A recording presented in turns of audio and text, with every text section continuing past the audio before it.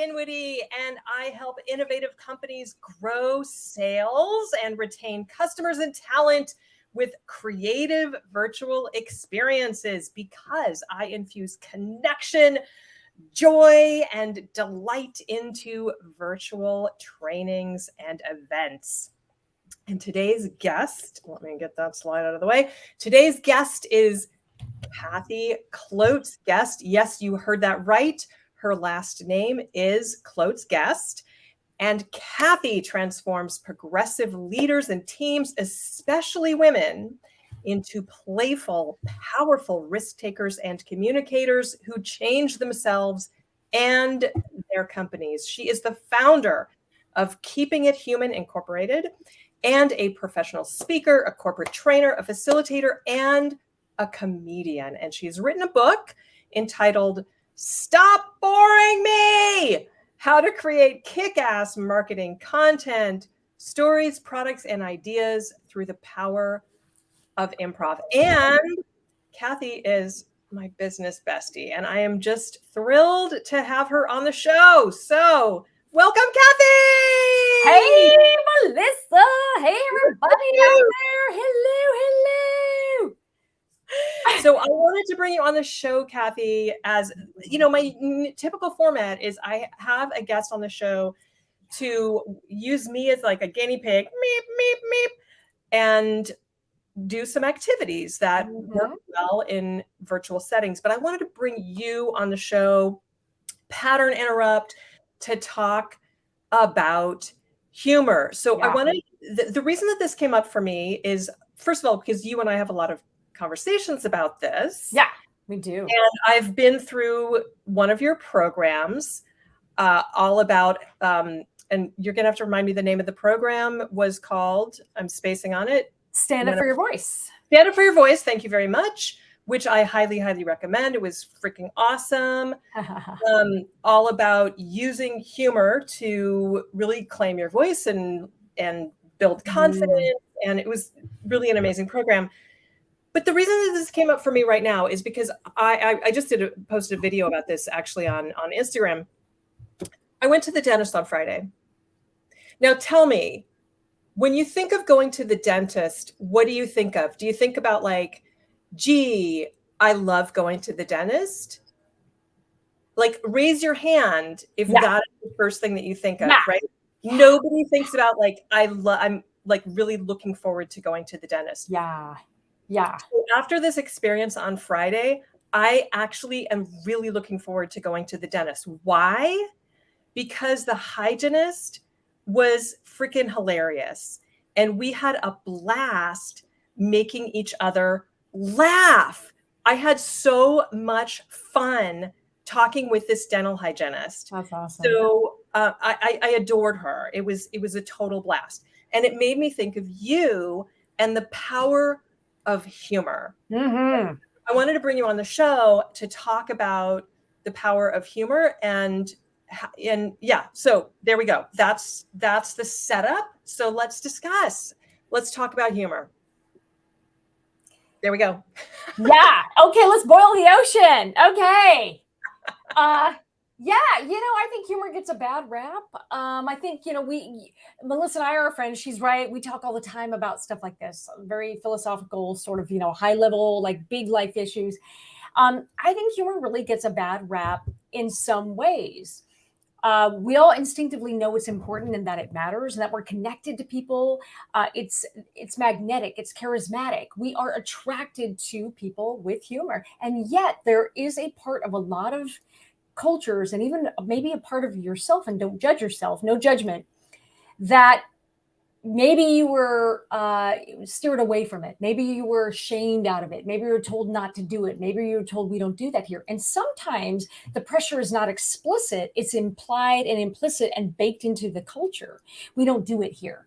And so all the shut up signals speak louder than the things you're told to go do.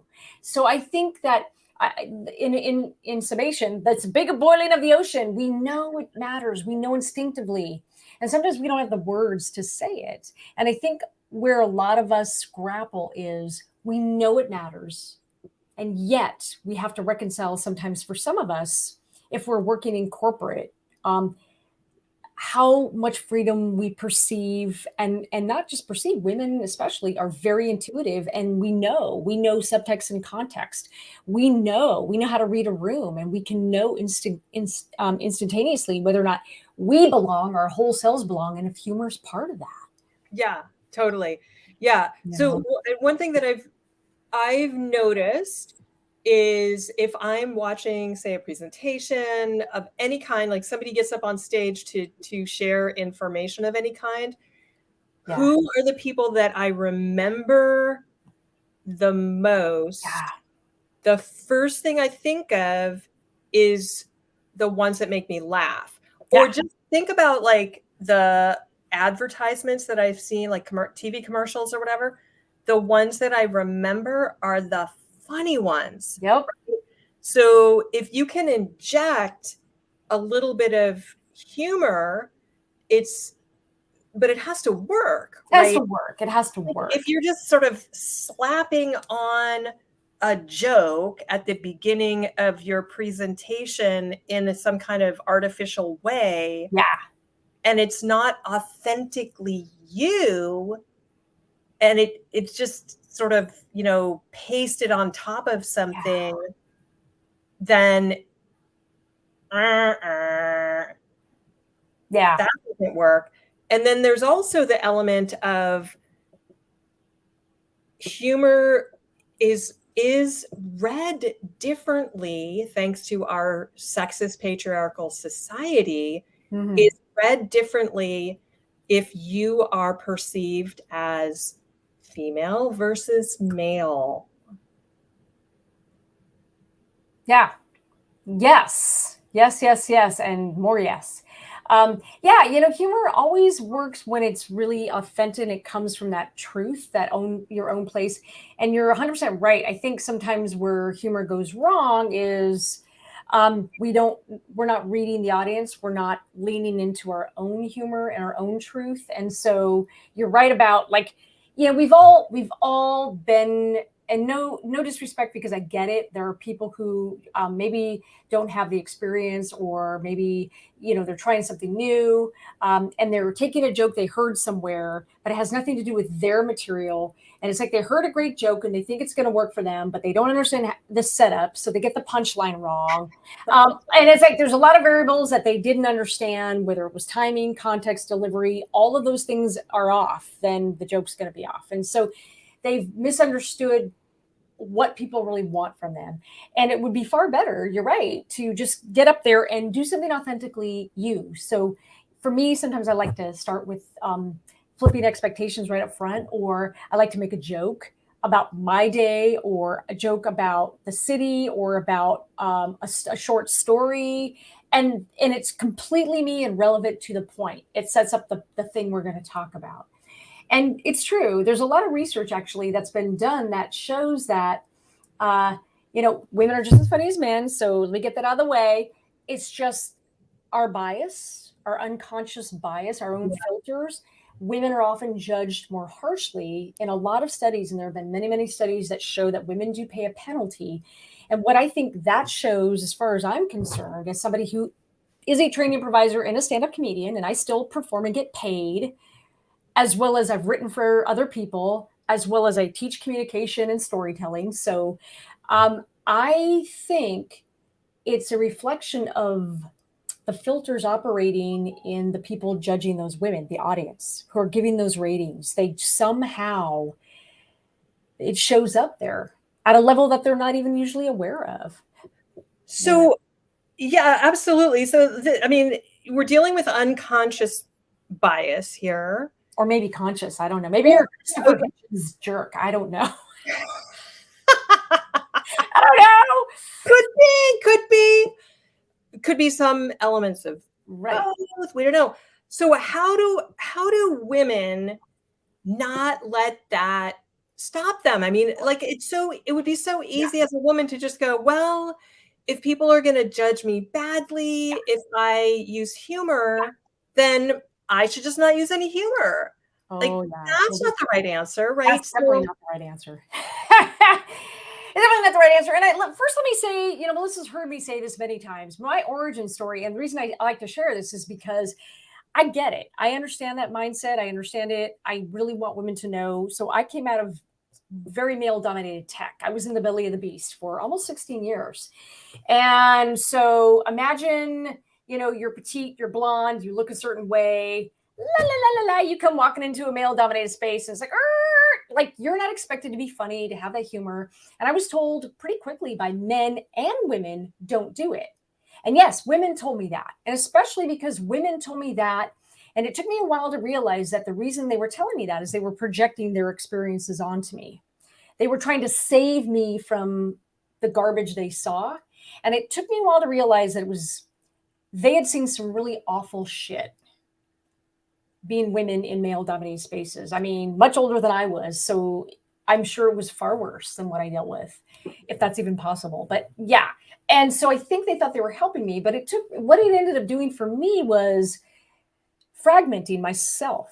I could be this person on stage when I was doing comedy outside of work, and I could be this person with my friends, but I had to be this other person. And pretty soon you start going, okay, which person am I in this meeting? Who am I today? And it's hard. And it led me to disconnection, a state of complete disconnection. And I had to work to get it back.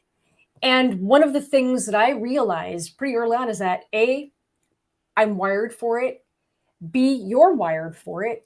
So to any woman who feels like, oh my God, it's just a risk I can't take, let me tell you and disabuse you of that notion and reassure you. No, there is nothing wrong with you. Most women never cross a humor line. Most women lift people up. Most women never punch down, which means they punch down and their jokes or their humor is at somebody else's expense. Most women never cross that line. The reason you feel it is because of systemic barriers that have been projected onto you. So the only way we change that system is to show up and own who we are. Now, the way to do that is be yourself, whatever's funny for you. Don't try to do jokes if that's not your thing. Show up with your authentic humor. And don't worry so much about what people think. Here's the thing, the way that we change it is showing up as who we are. And it's not just about connecting with other people. The reason I think we so overlook this for women, you have to show up and own your joy space. And when you claim who you are, not only are you going to connect better with other people, but here's the thing, you're going to be in a state of connection with yourself. You cannot connect to other people if you are not connected to yourself. So guess what? Screw those people who say don't do it. So whatever, forget those people. Find that joy space for you. Why? Because you deserve it. It's yours to claim. And why shouldn't you? Amen and hallelujah. That is so much of one of the things that was so valuable to me about being in your program, Stand Up for Your Voice, is that you, Kathy, are so good at validating and encouraging creativity and really owning helping each person, each woman claim and own her own authentic voice, whatever that is. Yeah. And it's going to be different. Like each person is going to have her own unique way of expressing herself, her own unique way of being funny, her own unique way of telling jokes or whatever it is. And it's very like I have a tendency to see what other people are doing and start to compare myself and think, oh, I should be doing it that way. That way is better or whatever. And you're so good at helping me redirect and see that whatever it is that I'm doing, that's your way of doing it, Melissa. And that's perfectly valid. And that's a really good way of doing things. And, lean into that. And that was so, so valuable for me. Thank you. Yeah, no, I appreciate that. I think I really believe in that. I really believe that you have a voice there. And, we talk about like, I've got to go find my voice. You don't have to find your voice. You didn't lose it. It's not lost, not buried on a plane somewhere. It's not, it's not like a bag of money that you left somewhere buried, in the desert. You have it. I think what happens is we start to lose it because we compare. Such an important thing that you said, Melissa. We also, if we're told to not do it here, we don't do that here. Maybe you've been self-alienated or fragmented because of all that expectation put on you. So what you need to do, it is my belief, it's about taking off the things that aren't you. Okay, that doesn't sound like me. No, that's not me. That's somebody else's voice. I'm mimicking what other people told me I should do. But is that me? That doesn't sound like me. I don't think that. Is this true for me? Do I really believe this? If I say it, if it comes out of my mouth, can I 100% say, yeah, that's how I feel? Well, then take that off.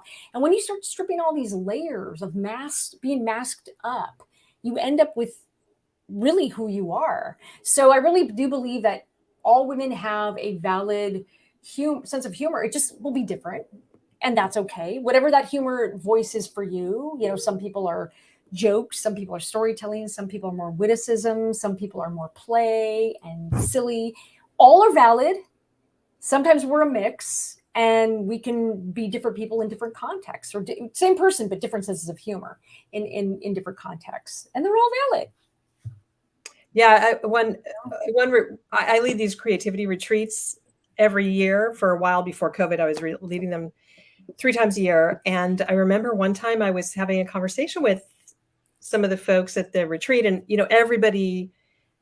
most people deal to some extent with the comparison trap issue, and it just popped out of my mouth at one point. It's not a competition; it's a party. And we all get to bring, we all get to bring stuff to the party. Yeah. And isn't it a great thing that it's all different? Because what a boring party it would be if everybody brought the same stuff. It'd be awful. It'd be like everybody bringing chips. And you're like, I know you're bringing chips because you're going to leave in 5 minutes and you're going to take the bag of chips back. Like, no. A party with all chips, it would be so boring. Everybody brings chips. Nobody brings beer.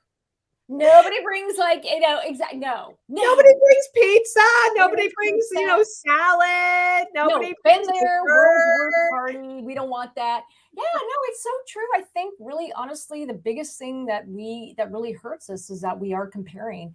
And yet when we say something from a place of our authentic self, how it feels so good to get a laugh or to make somebody feel connected with us, because we said what we really believed, because it came from an authentic place of, for you, your voice as an artist. For me, yes, my 16 years in the belly of the beast, managing large teams, most of whom were men, and I am blonde and petite and female. And that's a voice and an experience that, why would I want to not tell that story? Because only I can tell that story like I can. Only I can. Why would I not tell that? Yeah. You said it. Yeah. Yeah. So tell me about the work that you're doing right now with humor and women and transformation. It's really amazing. I want to hear more about you. So you got this Stand Up for Your Voice program, and tell me about the other programs and things that you've got going on. Yeah. So there's 2 primary programs. I am a speaker, so I also do that. There's 2 primary programs. One is called Brave, Bold Story. The other is Stand Up for Your Voice. And Stand Up for Your Voice, which Melissa was in, is really aimed at people who want to uncover more of their humor voice. And you are going to, both of these courses that I have end with they culminate in a show. You're going to show the work that you did. And the other one, Brave Bold Story, is really more for corporate leaders, corporate women who want to integrate more humor into their story. And yet, here's the thing, folks. It's not just about the humor. That's not it. Humor is transformational. When you go through these programs, you learn to stand up and own your voice, own your story, own your humor, and you are completely transformed as to how you stand up for yourself, how you speak up, how you show up at work. It really redefines your courage muscles and your brave muscles, and I think your confidence. So I think, it can look like, oh, it's humor. Sure. But let me ask you this. If you felt confident owning your voice and using your humor and you got up there and said your 5-minute story, 10-minute story that made people laugh in only a way that you could, how empowered would you feel about your confidence in that moment? There's nothing like it. And so what I find is that there's a level of confidence building that women walk away from that are like, I didn't realize that it would work all these other muscles. And I'm like, I did. It's circuit training for your body and your brain. I knew it. So they're walking out really with new skills, new confidence, just a bravery and a boldness and a courage that I think is really transformational. Yeah, there's something so empowering. Now, I'm a performer. I've been a performer for a long time. Yeah. So I've had the experience of being on stage and entertaining people, for a while, but there's something about being able to engage and command an audience and have an audience in the palm of your hand. Yeah. When you've had that experience, it's really transformational. When you know that you can do that, and I tell you, when people come up to you afterwards, and treat you differently. Yeah. They treat you differently. And I think it's because you showed up courageously and had you had the courage to be seen, to be fully seen for you and tell your story in only a way that you can. And not only do people respond to you, there's a little piece of you that you've connected with other people on. You've connected with your own voice. And the more we lean into who we are, the more people respond to us around us because they're like, I see you. You just got real there. And I know something about who you are, what motivates you. And that's what gives people what I call emotional Velcro. It's that emotional Velcro that gives something of ourselves for people to stick with. And I'll tell you, all the communications all day that we do most days in business and hiding behind these corporate like jargon, nonsense stuff, nobody's connecting with us. So it's really a way to connect to yourself and to connect with other people in a really meaningful, powerful way. I love that emotional Velcro. That's emotional Velcro. Oh my God, that is so great. Yeah, it works. It works. Yeah. It totally does. Totally does. Yeah. One of the things that I really, really appreciated about Stand Up for Your Voice is you did an amazing job of breaking down the joke structure and various different ways that you can construct a joke. And that I hadn't been aware of all those different sort of ways of thinking about humor and jokes and stuff like that. And I found it really, really helpful to, just to think in that sort of more analytical way. And, and then you can sort of, let that go also. But I found that really, really helpful. You just approached it in this, I don't know, sort of very friendly, but friendly. I hate to use this term, but friendly academic way. Yeah. Well, no, I appreciate what you're saying. I totally get it. Here's the thing. I think we do ourselves a disservice. I think most people define humor very narrowly. And the problem with that is that creates a really high bar for people to go, well, gosh, I can't do jokes. I'm not a joke teller. And here's the good news. You don't have to be. Humor isn't this. Humor is this. And there's something, it's a playful tent. And when you walk into the circus and you go into the tent, there's something for everyone. And the beauty about, I think, a more expansive definition, which I like to take, is that you can find something. There's something there for everyone. So I really like to rephrase and reframe humor itself to me as a lightheartedness. It's how we show up. It's a lightness of being. What if we showed up every day, not taking everything so seriously, not taking ourselves so seriously. And so I think by that definition, everyone can do more. It's not for just the people that are, joke tellers. It's not that. I don't equate humor with jokes at all. Humor is bigger than that to me. It's more expansive.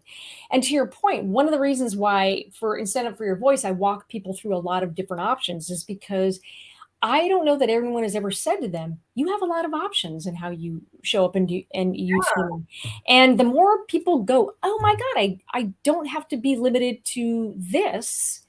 It gives people a playground of possibilities to choose from. Yeah.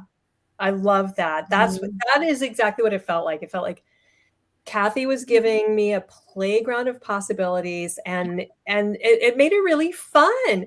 And also made it really fun to go, anytime I would watch, a stand-up comedian or see a funny commercial or a funny TV show or something, I could look at it and say, oh, they're using the rule of 3, or they're using this other thing that I learned from Kathy.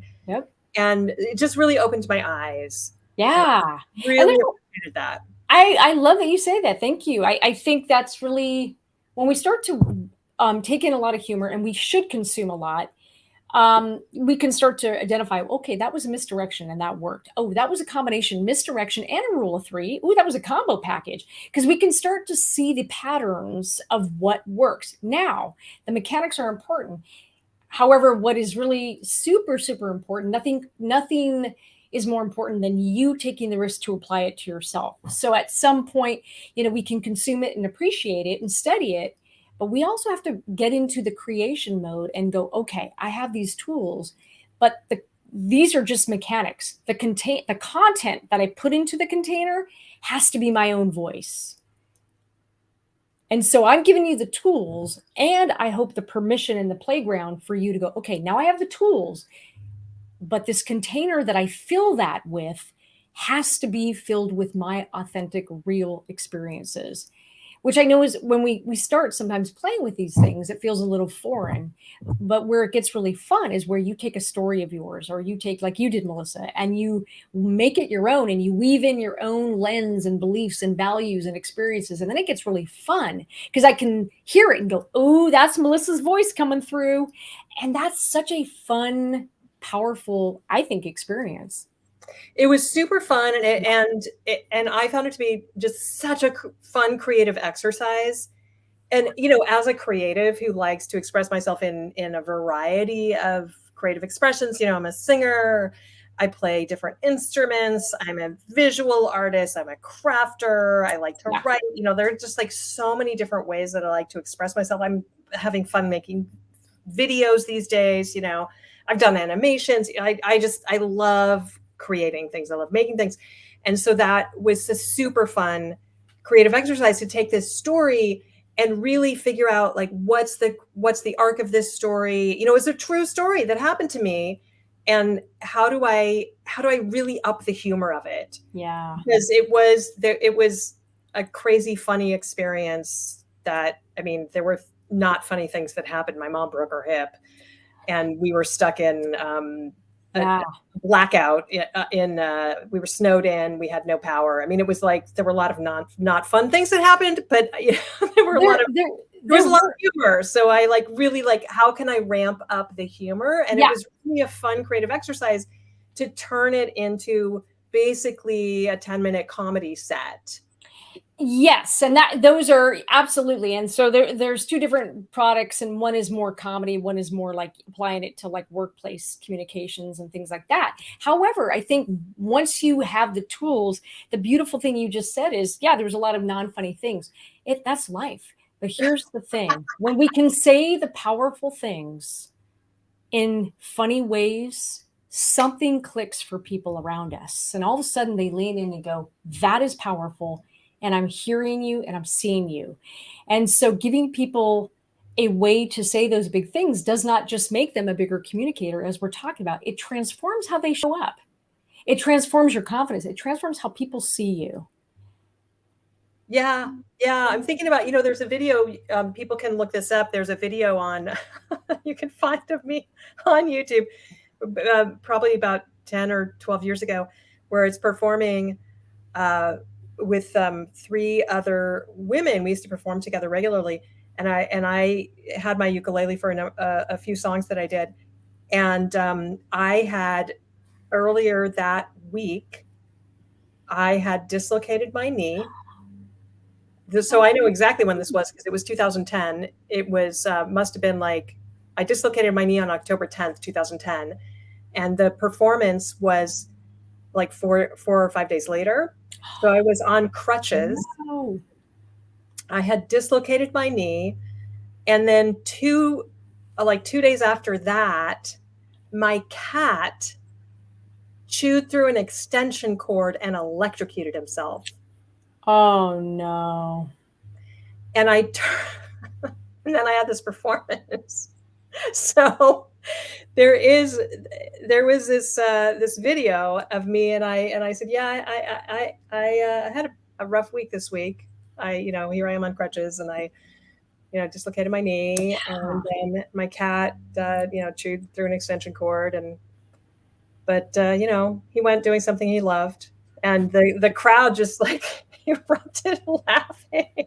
Yeah.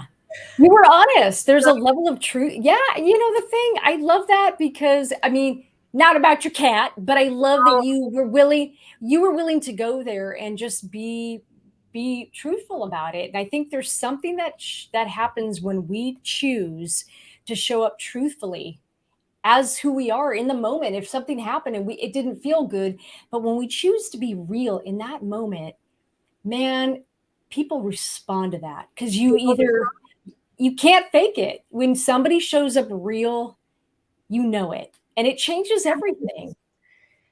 That is so much of what it is, isn't it, Kathy? It's just showing up and being real. Be real. Yeah. Be real. I think, and I appreciate what you're saying too, because, for folks out there that are like, I can't do it. You can. The thing about it is what humor really is heightening the truth. It's having the courage to accept your own imperfections and to accept the stuff that happens to you and being able to tell the story in a way that says, I own it. It is what it is. Let's have a laugh. And I think if we could stop, humor isn't about crowbarring those jokes that don't fit at the beginning of our presentation. It's not about that.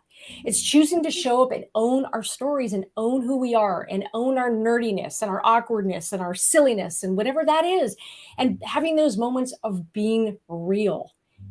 And when you do that, honestly, and you do it with skill, and there's some techniques to it, obviously, boy, which Kathy can teach you. I can teach you. The world around you changes. And I think that's really when it gets amazingly good. It's amazing. Yeah.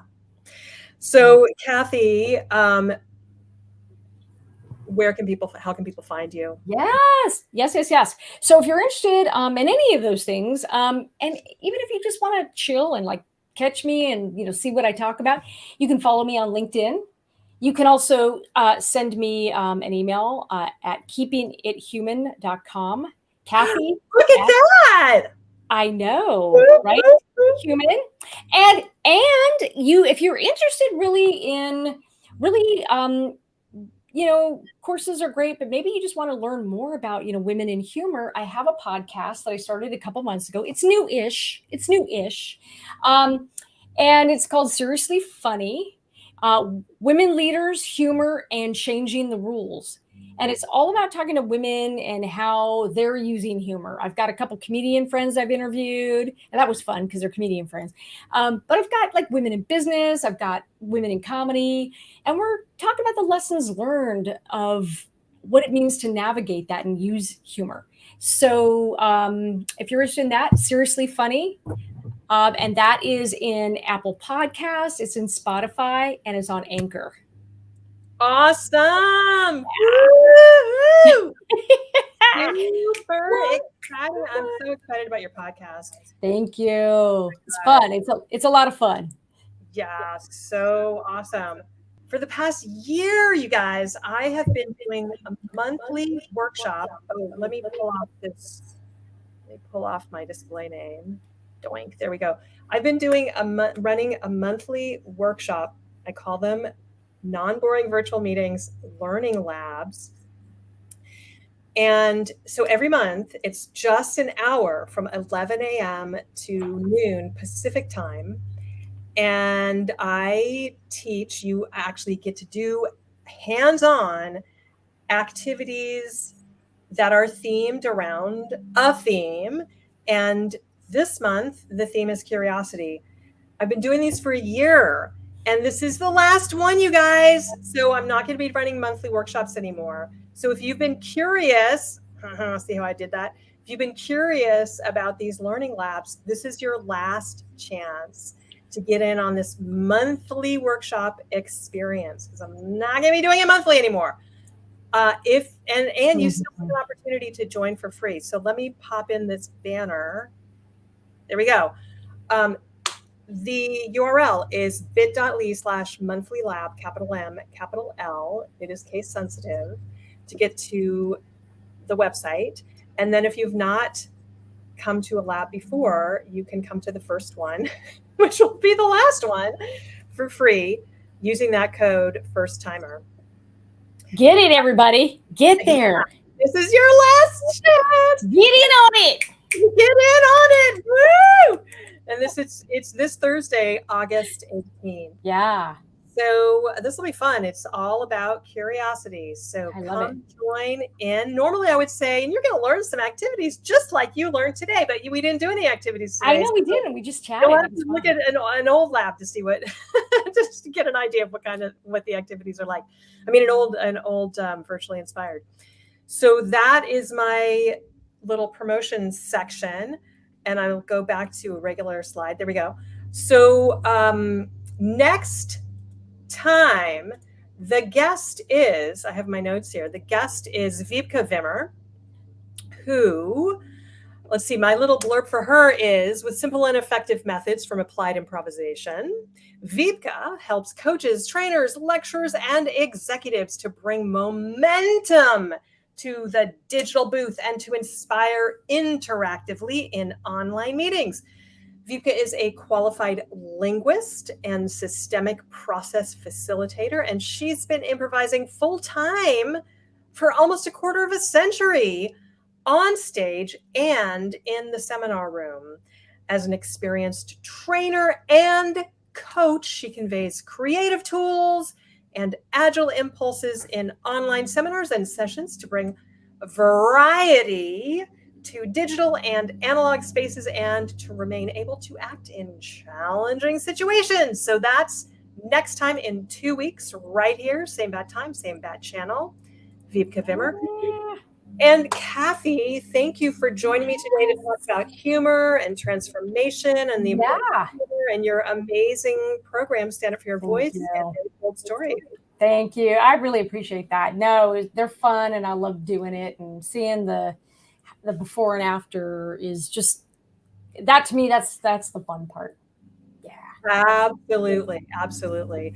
Well, you are welcome here anytime. I love having you on the show. I'd love to have you back anytime. So thanks again. And thanks everybody for joining us, and see you next time. Bye, everyone. Thanks for watching.